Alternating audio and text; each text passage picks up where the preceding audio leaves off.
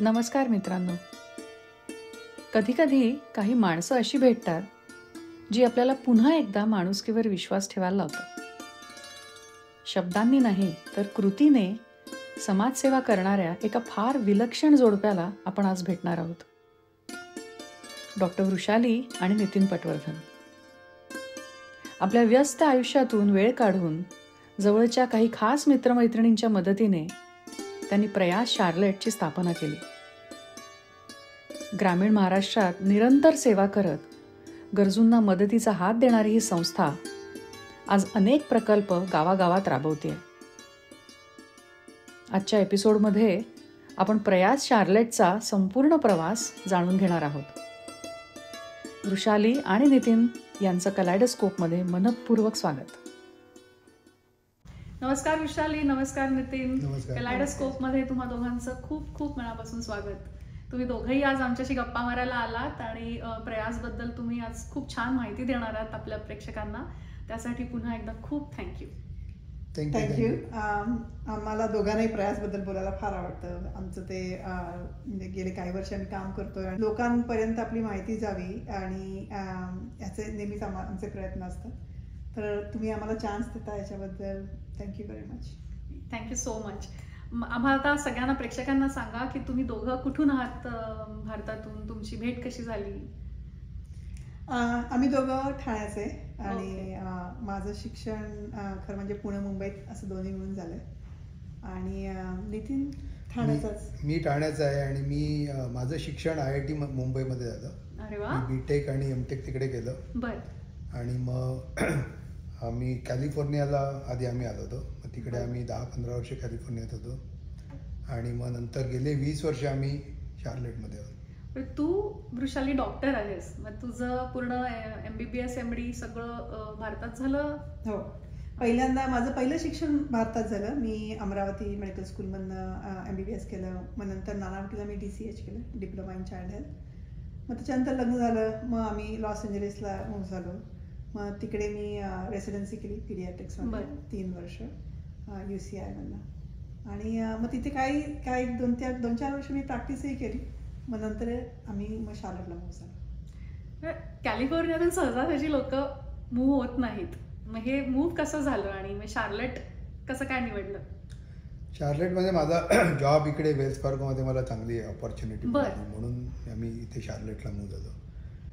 शार्लेटला पण आम्हाला ॲक्च्युली जास्ती आवडलं कारण सगळे 4 सीझन बघायला मिळतात. थोडाफार स्नो पडतो, थोडाफार गरम थोडंसं होतं 1 महिनाभर.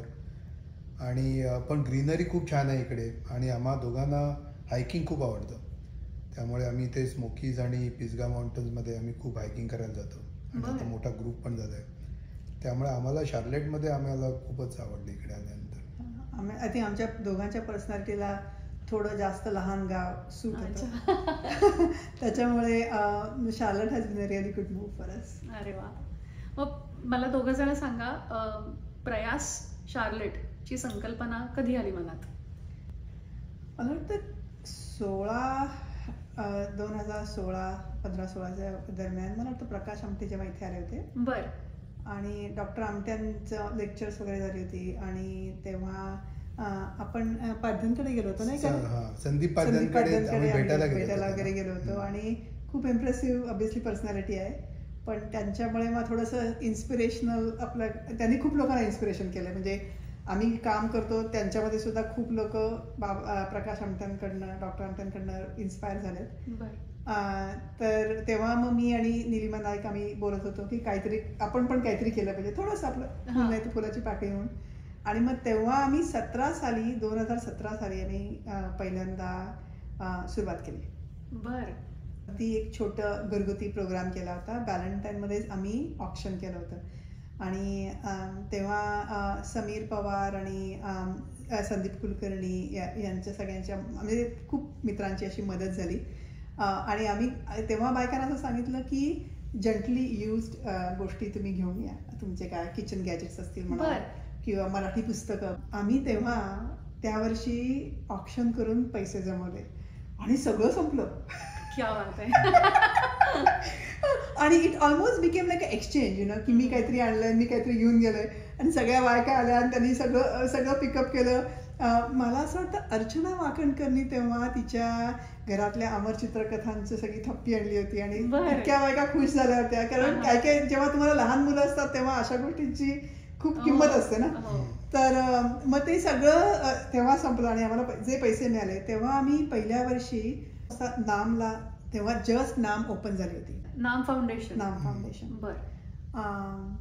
ती ओपन तेव्हा त्यांनी म्हणजे तेव्हा त्यांना जस्ट FCRA मिळालं होतं आणि मग आम्ही तेव्हा ते पैसे नामला दिले होते, सगळे पैसे. ते आमची अगदी पहिली सुरुवात होती. आणि त्याच्यानंतर मग असं झालं की आता आपण जास्त पैसे कमवू, आपलं मनुष्य स्वभाव इनफ नसतं आपल्याला, मग आपण कसं करावं. तर मग त्याच्यानंतर आम्ही असं केलं की आम्ही ऑक्शन्स करायला सुरुवात केली आणि तेव्हा रणजित गुर्जर आणि गीता गुर्जरची आम्हाला भयंकर मदत झाली, कारण Ranjit is very good at selling.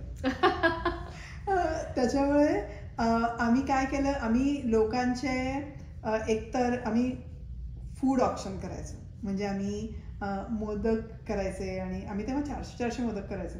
आणि हे तुम्ही म्हणजे हो, आम्ही घरी बनवायचो, आम्ही ऑर्डर्स घ्यायचो. अरे बापरे. आणि आम्ही काय 12 मोदकांचे ऑर्डर्स काय लोकांना आवडतील तसे आणि त्याचे ऑप्शन करून आम्ही लोकांना मोदक विकायचो. नंतर निलिमा हे काय पुरणपोळ्या विकाय, निलिमा 200 निलिमा अतिशय सुंदर पुरणपोळ्या करते, तर ती 200 पुरणपोळ्या करायची.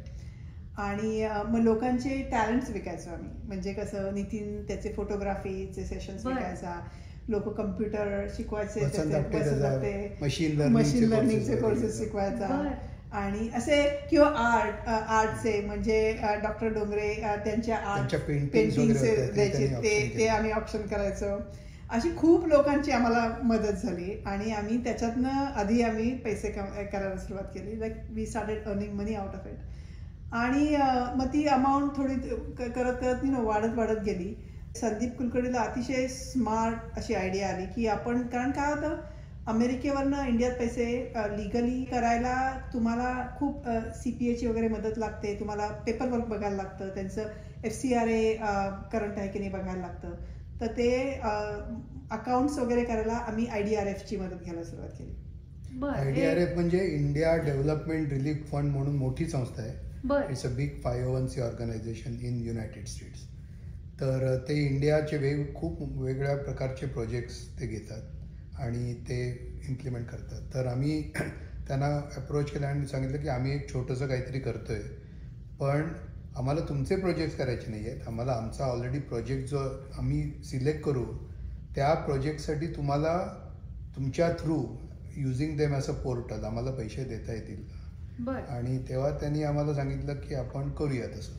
एक तेव्हा अशी होती की प्रयासची 501c स्वतःची करायची का नाही, कारण स्वतःची 501c केली की इंडिपेंडन्स असेल आणि मग लोकांना प्रयासचं मार्केटिंग करता येईल. पण आमचा तेव्हा अप्रोच असा होता की ते 501c काढायची, मग त्याचं दरवर्षी टॅक्सेस भरा, त्याचं ॲडमिनिस्ट्रेटिव्ह एक्सपेन्सेस आहेत ते बघा आणि मग परत लोक आपल्याला पैसे देतात, त्याची जबाबदारी असते आपल्यावरती की कुठे खर्च केले, काय खर्च केले. पण इंडियाला देताना सुद्धा सगळं कंप्लायन्स आहे की नाही आपल्याला बघायला लागतं. तर that was a lot of overhead.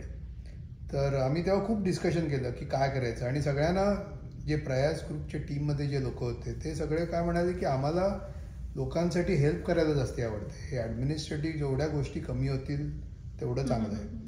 आणि IDRF ते करायला आमच्यासाठी तयार होतं सगळ्या गोष्टी. तर आम्ही म्हटलं की let us not create another entity, let us create Prayas as an informal organization, but let us not collect any money or distribute any money, let IDRF take care of it.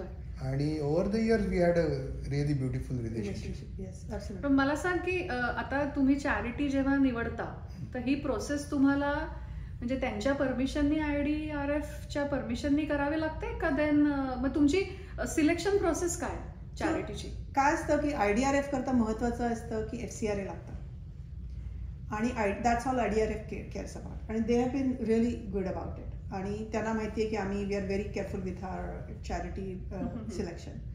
तर as long as त्यांचे जे legal सगळं binding जे आहे ते सगळं जर clear असेल तर दे वर्क विथ अस. तर आणि काय खरं सांगायचं ना तर महाराष्ट्रामध्ये FCRA असणाऱ्या किंवा एवढ्या मोठ्या इन्स्टिट्यूशन खूप नाही आहेत. त्यामुळे त्या already connect IDRF already knows about them. आणि this is one limitation of sending money from here to India is you need big enough organization or strong enough organization that will have FCRA. मग तुम्ही दोघं आता महाराष्ट्रातलीच charity निवडता का? मला ही process सांगा की तुम्ही निवडता कशी चॅरिटी? सो आतापर्यंत आम्ही फक्त महाराष्ट्रातल्याच निवडल्या. कारण काय होतं की तुम्हाला जर ग्रासरूटला काम करायचं असेल तर तुम्हाला तिकडची लँग्वेज येणं खूप महत्वाचं आहे. म्हणजे मला तिकडे जाऊन त्या लोकांशी बोलता आलं पाहिजे. बरोबर. मला आधीच मी उंटावरनं शेळ्या हाकते, राईट. मी इथे राहते आणि तिकडे चॅरिटी करते. बरोबर. पण तिकडे जाऊन मला जर त्या लोकांशी बोलता सुद्धा येत नसेल तर मला क्वालिटी ऑफ वर्क कळत नाही. त्यामुळे आतापर्यंत आमचं असं झालेलं आहे की आम्ही फक्त महाराष्ट्रामध्ये काम केलंय. आता जर कुणी तमिळनाडू मधलं असेल आणि मला जर कोलॅबरेट करायचं असेल आणि they are equally passionate about it, I have no problem. कारण शेवटी एम हा मदत करणं एवढंच आहे. बरोबर. पण इथे राहिल्यामुळे तुम्हाला थोडीशी एक बॉक्स तयार होते की तुमचे लिमिटेशन्स तयार होतात. तर ही एक लिमिटेशन्स मला जाणवते की मला महाराष्ट्रामध्ये काम करणं खूप जास्त सोपं जातं. कारण जी आम्ही चॅरिटी निवडतो त्या चॅरिटीला आम्ही दरवर्षी भेट देतो आणि आम्ही तिकडच्या लोकांशी बोलतो आणि मला एक्झॅक्टली माहिती असतं की काय काम करतात. तर चॅरिटी निवडण्याची प्रोसेस म्हणजे थोडी त्यामुळे लेंदी असते. ते इंडियामध्ये आता पुण्यामध्ये देणे समाजाचे म्हणून एक संस्था आहे, अतिशय सुंदर संस्था आहे, वीणा सहस्त्रबुद्धेची. आणि अतिशय सुंदर काम करतात त्या. की त्यांचं त्या काय होतं, ज्या चॅरिटीज पुण्या मुंबईला असतात ना त्यांना रिसोर्सेस चांगले मिळतात आणि ज्या आउटसाईड पुण्या मुंबई असतात त्यांचे खूप रिसोर्सेस पुअर असतात. तर मग देणे समाजाचे ही जी संस्था आहे ती त्या अशा चॅरिटीजना फेस देते पुण्या मुंबईला. त्यांचे प्रोग्राम्स होतात आणि त्या 3 दिवसाचं त्यांचं शिबिर असतं आणि त्याच्यामध्ये त्यांना एक स्टॉल मिळतो. आणि ती जी बेसिक छलनी असते की बेसिक जे त्यांचे हे असतात ते सगळे ऑलरेडी केलेले असतात. म्हणजे त्यांचे फायनान्सेस कसे आहेत, त्यांची किती चॅरिटी खरंच आहे की नाही, कुठे वर्क करतात, त्यांचं वर्कची क्वालिटी कशी आहे, हे सगळं त्यांनी केलेलं असतं. तर त्याची मला खूप मदत झाली. कारण मग मी त्यांच्या थ्रू आम्हाला चॅरिटीज मिळायला लागल्या. नंतर राजश्री वैद्य खूप काम करते इंडियामध्ये अशा चॅरिटीज वरती. आणि ती खूप पॅशनेट आहे आणि तिचं काम अतिशय व्यवस्थित सुंदर काम करते. तर त्यामुळे तिलाही खूप चॅरिटीज माहिती असतात. तर आमचे इनिशियल खूप जे कोलॅबोरेशन्स केलेली आहेत बीडमध्ये म्हणा किंवा श्रीगोंद्याला म्हणा, ते सगळे राजश्री थ्रू झालेले आहेत. आणि अतिशय सुंदर कामं म्हणजे I am very proud of it and I am very thankful for it. कारण खूप लोकांना त्यांनी मदत होते. तर अशी सगळी मला शार्लेटमध्येच माणसं भेटत गेली की हू कुड हेल्प. आपण मध्ये बोलत होतो तेव्हा नितीननी एक वाक्य बोलून म्हटलेला तो हेल्प ट्रिगर्स इफेक्ट. तर त्याबद्दल काय सांगशील? ट्रिगर म्हणजे आता काय असतं की एक आम्हाला काय लक्षात आलं की खूप मार्केटिंग आणि ॲडव्हर्टायझिंग करून तसा फार फायदा होत नाही. कारण मग it kind of looks little bit artificial. आणि आम्हाला असं कुठेही नाही आहे की एकदम कुठला तरी गोल गाठायचा आहे की $1 मिलियन जमा झाले पाहिजेत. वृषालीचं नेहमीच असं म्हणणं होतं की जेवढे जमा होतील तेवढे आपण द्यायचे, पण लोकांच्या हार्टमधून ते पैसे आले पाहिजे. आपण स्लोली ऑर्गॅनिक स्प्रेड करूया प्रयास जे आपण करतोय त्याचा. आणि slowly over the years people came to know about it. They started trusting our work. आणि बरेचदा आता अश्विनी आणि ऋषी गोपटेने यावर्षी फॉर एक्झाम्पल त्यांचं जे अश्विनीचं अकॅडमी आहे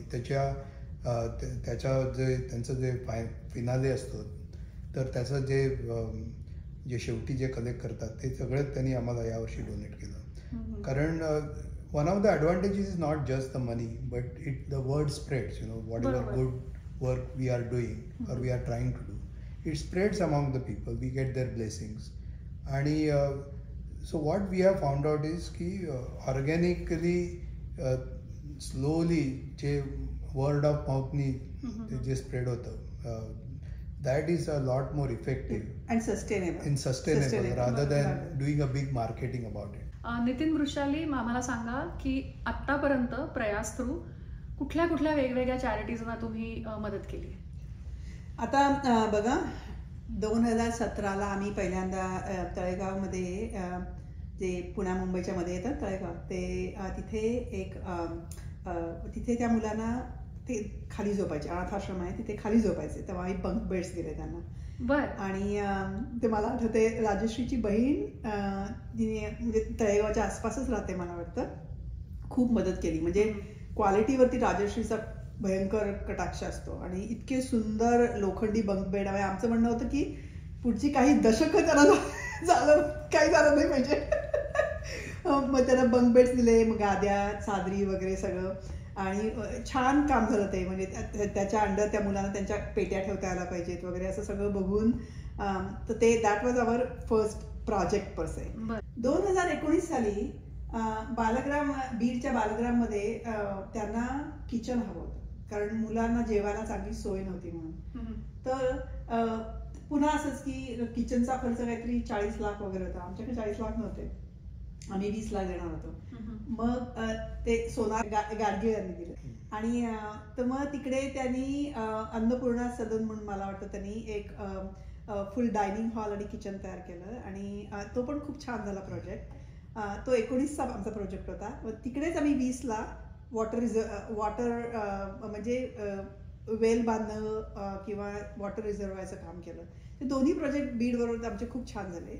आणि त्याच्यानंतर 21ला आम्ही इन्फंट इंडिया पण खूप स्पेशल जागा आहे, कारण मी तरी असं कुठे फार ऐकलं होतं की ती लोक इन्फंट इंडियामध्ये दत्ता भार्गव्यांचं HIV मुलांची ते काळजी घेतात, आणि त्यांच्याकडे तेव्हा तरी 75 मुलं होती HIV पॉझिटिव्ह. मग त्यांचे मेडिकेशन्स, आणि यू कॅन इमॅजिन दॅट फक्त मेडिकेशन नाही, त्यांचं न्यूट्रिशन खूप महत्त्वाचं. त्यांना ते HIV पॉझिटिव्ह आहेत, त्या मेडिकेशन बरोबर त्यांना न्यूट्रिशन नसेल तर त्या मेडिकेशनचा फारसा उपयोग होत नाही.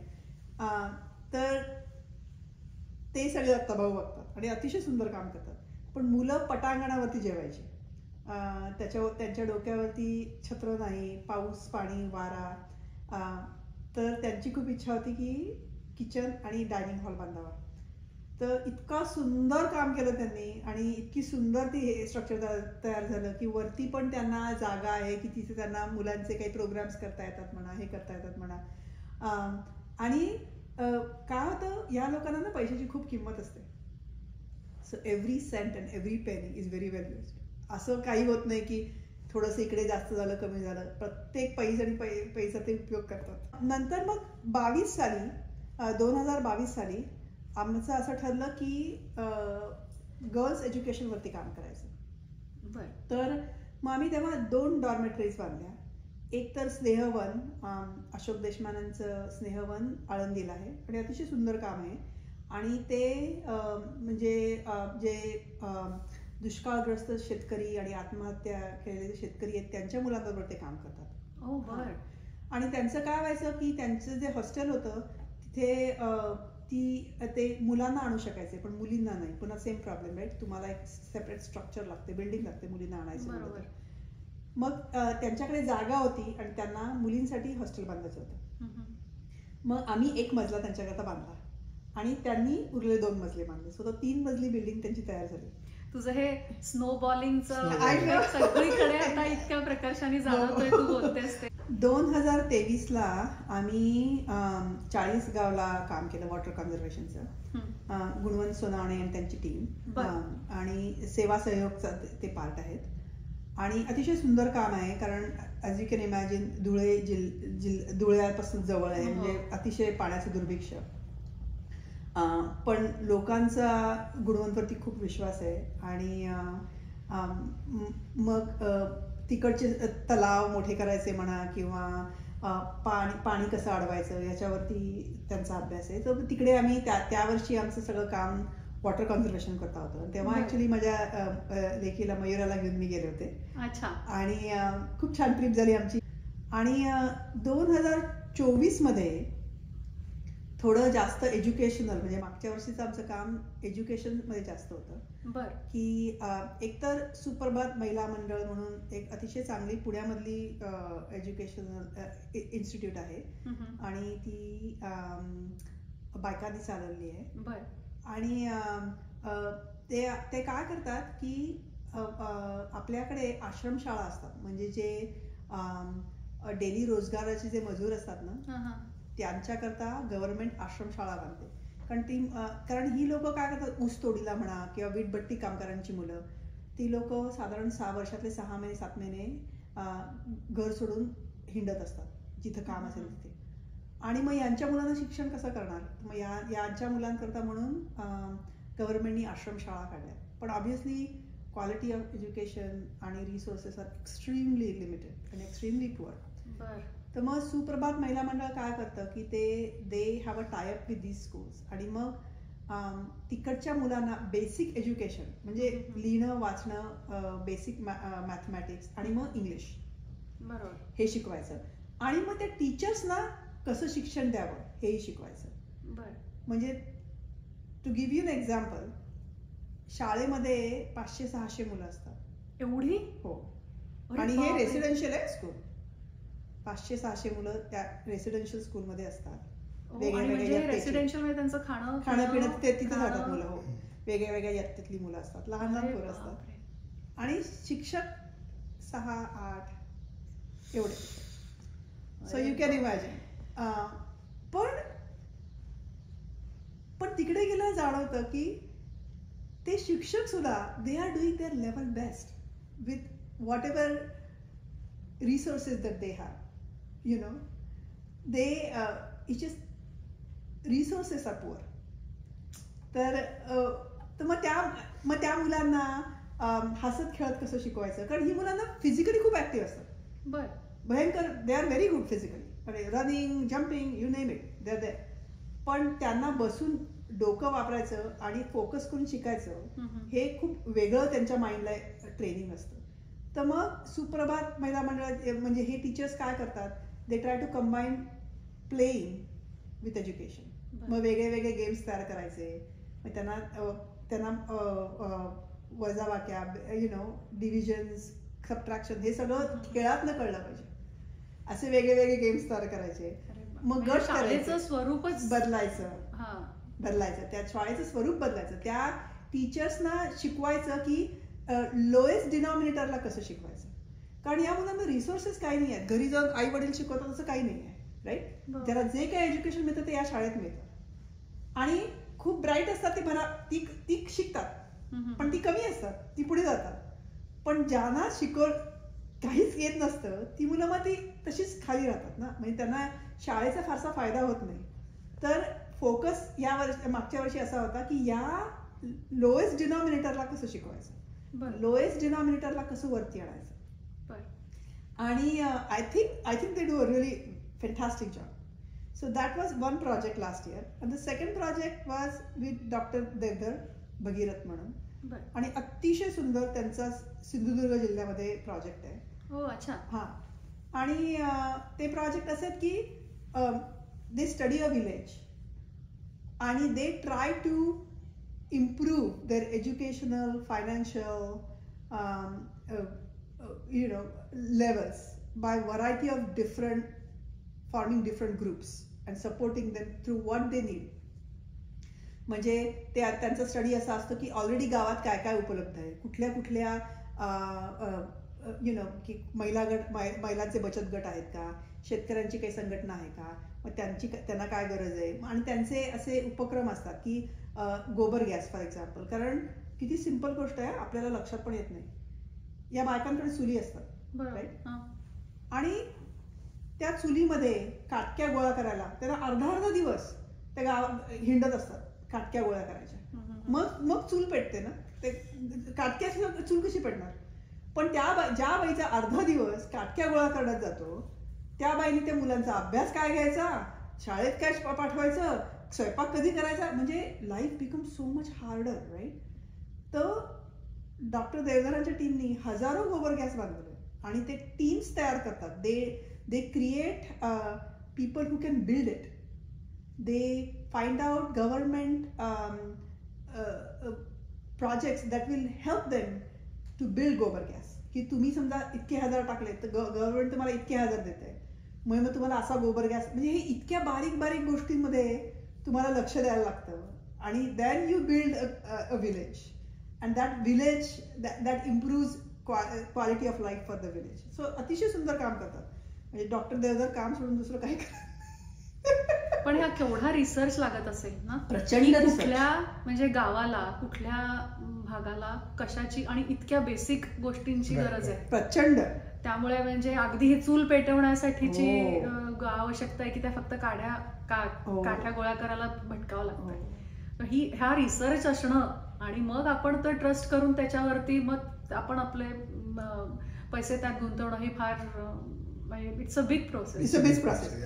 आणि honestly the process is already been done by people who work over there, right? So that is what is impressive to me, that there are people who are building brick by brick, right? We just need to admire and help them the best way we can. पण मला सांगा की आता इतके वेगवेगळे तुम्ही प्रोजेक्ट्सची नावं घेतली की किचन म्हणा की तुम्ही डॉर्मेटरी बांधली आणि हे सगळं, तर हे आता तुम्ही अगदी गावात किंवा तालुक्या लेवलवरती काम करताय, तर तिथे पॉलिटिकल चॅलेंजेस म्हणा किंवा तिथल्या लोकल अशा काही गोष्टींचं, जॉग्राफिकल प्रॉब्लेम्स असे कधी काही फेस करायला लागलेत का? आम्हाला नाही. युजली तेवढे प्रॉब्लेम येत नाहीत, कारण गावामध्ये आमचे तसा प्रोजेक्ट्स त्या मनाने लहान असतात, कारण आणि they are related to one entity. त्यामुळे लोकल पॉलिटिशियन्स किंवा याचा एवढा सध्या तरी काही त्रास आम्हाला अजून तरी काही झाला नाही. आणि दुसरं असं असतं की गावच्या लोकांना पण माहिती असतं ना की आपल्याच भल्या करताय. ही लोक काही त्यांचा स्वतःचा काहीही स्वार्थ नसताना आपल्याला मदत करतात. हे जेव्हा गावच्या लोकांच्या लक्षात येतं ना, तेव्हा ते जीव ओतून काम करतात. हे मी माझ्या डोळ्यांनी पाहिलंय. एकदा त्या तुम्ही इतक्या प्रेमाने काम करताय, इतक्या ऑनेस्टली काम करताय, तर मग तुमचा हेतू लक्षात आल्यावर फक्त काय म्हणतात त्याला रिस्पेक्ट राहतो रे, आणि म्हणजे ग्रॅटिट्यूड की आपल्यासाठी कोणीतरी आउट ऑफ द वे जाऊन इतकं काम करतंय. त्यामुळे मग छान. कारण पण नाही तर म्हणजे तो एक मोठा प्रश्न होता की अरे तुम्ही असे प्रोजेक्ट करताय तर मग असे कुठले चॅलेंजेस फेस केलेत का कधी? असं अजून तरी नाही असं माझं. चांगलं आहे अजून तरी नाही. कारण ना I think one of the biggest reason is that people that we have worked with have been really top quality people. So far, touch wood, experience have been really good. एवढ्या सगळ्यांकडून, मित्रमंडळींकडून आणि आता बऱ्याच ठिकाणून पैसे जे गोळा करता ते तिथे ज्या गरजू ज्या गावात द्यायचे आहेत तिथे देता.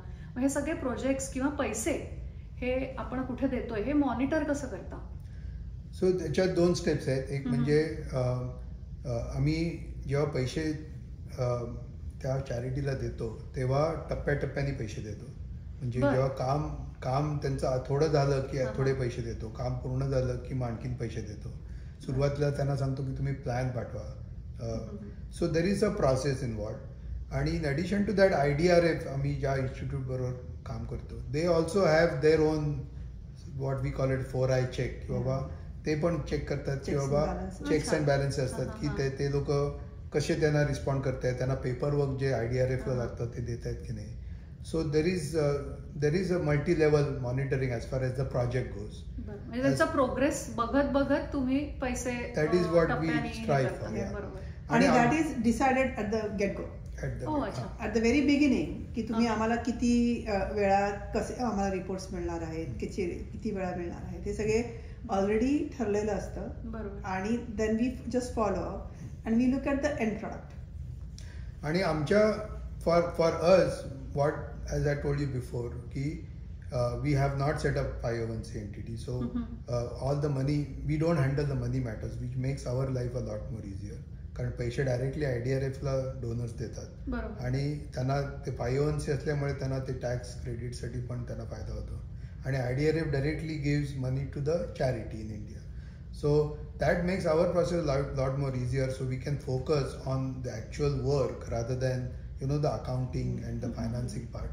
One thing we do diligently is आमच्या जो व्हॉट्सॲप ग्रुपवरती आम्ही we give them to create a transparency we at least couple of times during the year we give them the idea of how much money is collected and what we are going to do with it, and as the work is in progress we give them the progress report की बाबा एवढं काम जातं. आणि usually बऱ्याचदा 1 वर्ष लागतं ते प्रोजेक्ट व्हायला. ते वर्ष ज्या वर्षी पैसे कलेक्ट करतो त्याच्या दुसऱ्या वर्षी युजली काम संपतं. पण आम्ही त्यांना फोटो पाठवतो की एवढं काम झालंय. शेवटी एका इनॉग्रेशनला डॉक्टर प्रकाश आमटे स्वतः आले ते, मग त्याचा आम्ही जरा व्हिडिओ वगैरे पाठवते. So that create some kind of a trust in the people that we are at least trying from our side to do the work as honestly as possible, and the people out there are also trying to do the work to the best of their abilities. And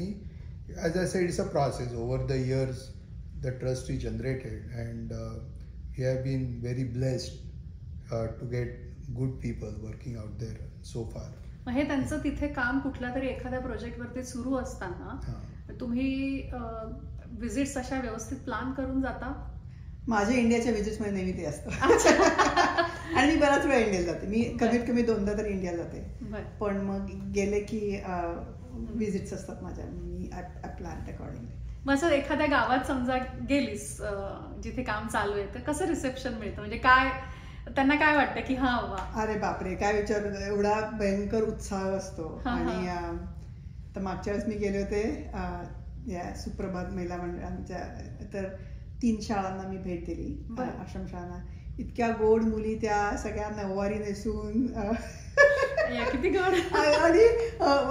आणि मग folk dances. आणि मग त्यांनी आम्हाला सांगितलं की ताई आमचा कारण या सगळ्या ट्रायबल एरियाच्या सगळ्या हे आहेत ना पालघर ह्याच्यातल्या, तर मग आमचा फोक डान्स बघा. मग त्यांनी त्यांचं इन्स्ट्रुमेंट आणलं, म्हणजे जे ट्रायबल इन्स्ट्रुमेंट आणलं, मग ते त्यांनी वाजवून मग बाकी सगळ्या मुलींनी एकत्र नाच एवढा उत्साह बापरे. आणि मुलं त्यांचे असे हे असतात काय त्यांनी असे तयार केले, what you call it, like big आपण स्टँडवरती ठेवतो ना आपण, काय म्हणतो त्याला, सगळे पिक्चर्स आणि पिक्टोरियल सगळे ड्रॉइंग्स आणि हे त्यांच्या कॉम्पिटिशन्स. फॉर एक्झाम्पल त्यांनी तेव्हा चित्रकलेची कॉम्पिटिशन ठेवली होती.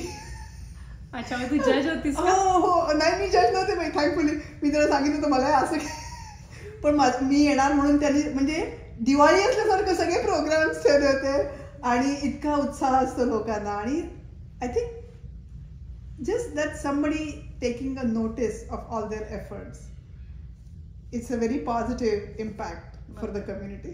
किती गोड ना, म्हणजे किती उत्साह आणि इतकं प्रेम होतं की तुला आल्यावरती दाखवायला. मी तुला गंमत सांगते, तिथे अडल्ट एज्युकेशन बरं का, महिला एज्युकेशन, तर एका टीचरची सासू, तिला फार शिक्षणाची आवड, तर ती होती अडल्ट एज्युकेशन क्लासमध्ये. आणि मग सगळ्या जणी त्यांच्या वह्या घेऊन आल्या होत्या, त्यांचे सेंटेन्सेस लिहिलेले वाचून दाखवत होत्या. They were so excited. Such a simple thing, right? Writing your own name. Not only that, त्या जेव्हा बायका शिकायला येतात ना तेव्हा दिवसभराचे कामं करून येतात. ते काय शिक्षणाला बसलेलं नसतं दिवसभर. तो कामं झाल्यानंतर संध्याकाळच्या वेळी शिकायला यायचं. म्हणजे इतका किती उत्साह लागतो त्याच्याकरता.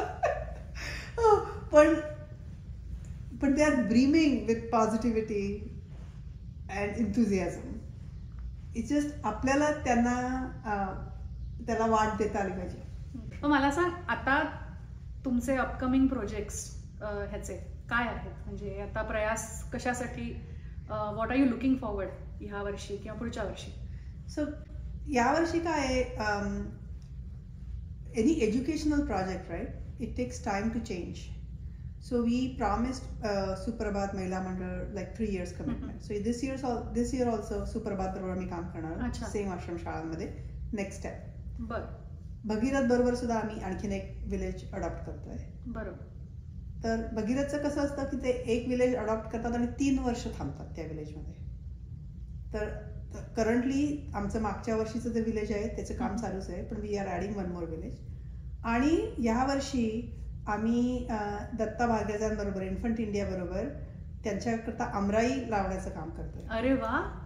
की त्यामुळे त्या मुलांना फळं तर मिळतीलच, पण काही वार्षिक उत्पन्न सुद्धा मिळेल पुढच्या 1-4-5 वर्षात. तर तो एक प्रोजेक्ट आम्ही घेतो. सो असे 3 प्रोजेक्ट्स यावर्षीचे आहेत. भरपूर मोठा झालाय आता. झालंय. मला सांग, तुमच्या प्रयास शार्लेटच्या टीम मध्ये कोण आहेत आणि मेन तुमचं स्ट्रक्चर कसं आहे आता इथे? ते मेनली सध्या म्हणजे पूर्वी खूप बाकीचे लोक इन्व्हॉल्ड होते, वृषालीने आधी म्हटलं तसं, पण आता सध्या वृषाली, प्रज्ञा आपटे आणि निलिमा नाईक हे मेनली इन्व्हॉल्ड असतात. आणि एव्हरीबडी, आणि ऑब्विसली देअर स्पाउसेस. आणि गीता गुर्जर सुद्धा अजून आम्हाला मदत करते. आणि एव्हरीबडी ब्रिंग्स डिफरंट स्ट्रेंथ. आता वृषाली बऱ्याचदा तिकडे इंडियाला जाऊन येते, ती प्रोजेक्ट सिलेक्ट करते.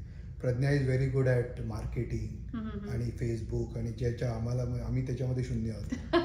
आणि Nilima Naik is very critical थिंकिंगमध्ये, की प्रत्येक प्रोजेक्टचं ते अनालाइज करू शकते की काय, किंवा मार्केटिंगमध्ये आम्हाला मदत करू शकते. राजेश पेंडुरकर पण म्हणजे इज ऑलवेज देअर, की कुठे आम्ही मदत करू. किंवा वसंत आपटे सुद्धा, म्हणजे they are all like helping in different ways, which is really a great asset to the Prayas. आणि मी मेनली अकाउंटिंगचं वगैरे बघतो, IDRFचं कम्युनिकेशन बघतो. So so far it has worked out well. जेवढं चांगलं काम करायला घेतलं तसे मला वाटतं चांगले लोकही भेटलेत. हो, माझा स्वतःचा असा अनुभव आहे की तुमचे विचार जर पॉझिटिव्ह आणि चांगले तुम्ही ठेवलेत ना, तर तशी तुमच्याकडे लोक येतात. ते ऑटोमॅटिकली होतं. Universe make sure of that. So म्हणजे आय थिंक माझ्याकरता प्रयासनं म्हणजे खूप देऊन जातं सेल्फिशली, असा मी विचार केला तर, की it makes me a much happier and more content human being, which I would not be otherwise. कारण काय असतं, आपण आपल्या बबलमध्ये राहतो आणि तुम्ही त्या बबलच्या बाहेर जाऊन लोकांना पाहिलं नाही ना, तर तुम्हाला स्वतःला ग्रो करता येत नाही. आणि जेव्हा मी ही लोक बघते ना, की काही लोक यातली अडाणी आहेत, म्हणजे they R not very well educated किंवा हे, पण त्यांच्या ज्या मानसिक स्ट्रेंथ्स आहेत ना, त्या मी खूप कमी लोकांमध्ये बघते. आणि दॅट इन्स्पायर्स मी, आणि that makes me think that how can I be a little bit better individual then I am today. So Prayas to me, it's a very personal, I use it for my personal growth is what I'm trying to say. नाही, खूप छान explain केलंस actually. आणि जिथे भारतात, महाराष्ट्रात खरोखरच गरज आहे, तिथे गरजू व्यक्तींना आपल्याला आता पॉसिबल आहे. एक्झॅक्टली, आपल्याला पॉसिबल आहे आणि आपल्याला करणं शक्य आहे. We just have to look for it. आपल्या प्रेक्षकांना सुद्धा म्हणजे इच्छा असेल तर त्यांना व्यवस्थित तुम्हाला वाट मिळेल. आणि प्रयास सारख्या अशा अनेक ऑर्गनायझेशन्स आहेत, पण जरूर पुढे येऊन त्यांनी डोनेशन केलं पाहिजे. येस. नितीन, वृषाली, तुम्ही वेळ काढून आज आलात, कलायडोस्कोप मध्ये इतक्या छान गप्पा मारल्यात आणि प्रयास शार्लेट बद्दल इतकी सुंदर माहिती दिली प्रेक्षकांना, त्यासाठी मनापासून खूप खूप धन्यवाद. आणि प्रयास असंच जे घरगुती लहान गावातून सुरू झालं ते असंच अजून मोठं होऊ दे आणि खूप खूप सुयश तुम्हाला दोघांनाही तुमच्या कार्यात लागू दे. Thank you so much. एकदा मनापासून थँक्यू. Thank you so much.